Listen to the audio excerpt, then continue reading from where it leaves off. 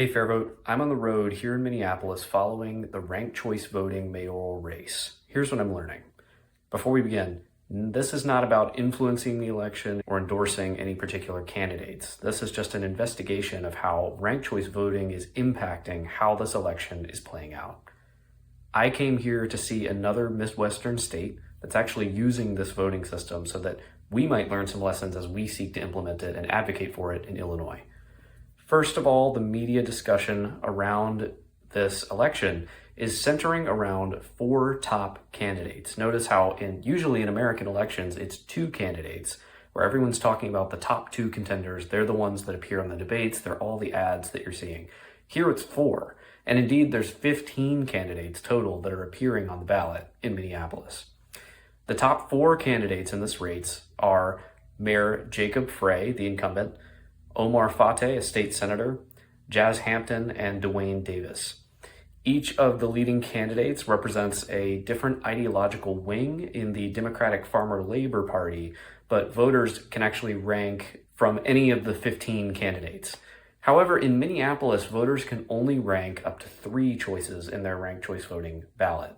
So we're seeing a really interesting dynamic play out that we've seen time and time again in ranked choice voting elections, including in the New York City mayoral primary from last June, where we saw a cross endorsement between Zohran Mamdani and Brad Lander in the Democratic primary election. This time, we're seeing 3 of the top 4 candidates are coming together in what they're calling a slate for change, where each of those 3 candidates is encouraging voters to rank only those 3 candidates. So you can only pick 3 candidates.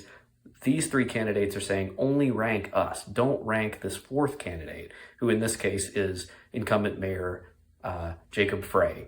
So these 3 candidates are saying we're going to create an anti-incumbent coalition and encourage voters to only choose between us. This is an interesting dynamic because it shows the spirit of collaboration that ranked choice voting tends to create. And we've seen this time and time again, that it makes elections a little bit more collaborative in general. Candidates are not just saying, this is a zero-sum game, you either vote for me or no one else. They're saying, we can form this coalition, we can form this collaborative coalition of 3 candidates and encourage voters to just vote for these 3 candidates. And this is a spirit of collaboration that we only really see in ranked choice voting elections in the United States. So it's a very interesting dynamic that we're seeing play out here.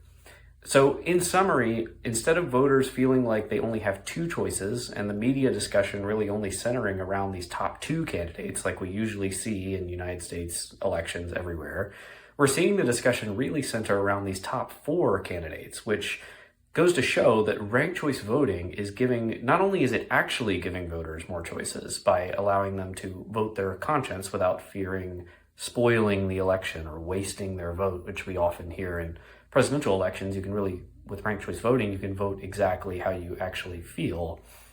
It's also giving voters and the media the sense that voters have more real choices, realistic candidates that might actually win, because the media is actually saying, here's your top 4 candidates rather than your top 2. And as I said before, there's 15 total candidates on the ballot in Minneapolis for mayor.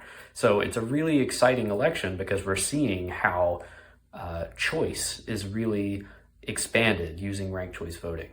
And candidates are saying, hey, if you like me as your first choice, consider placing these candidates as your second choice. And then those second and third candidates are saying, if you like me as your first choice, place this guy as your second choice. It's a spirit of collaboration, and candidates are actually working together and coordinating some of their messaging in a strategic way that ranked choice voting uniquely allows. This is a real sea change in American elections, and this goes to show the power of ranked choice voting to really improve our election system. And it's making this election feel, as I'm here in Minneapolis, I can feel the energy. It's making this election feel more meaningful and more competitive, which is really what we want in a free market democratic system. We want free, competitive, meaningful, fair elections where voters feel like they have real choice when they go to the polls, and voters feel like they can choose between meaningfully different ideological perspectives that are being brought to the table on their ballot.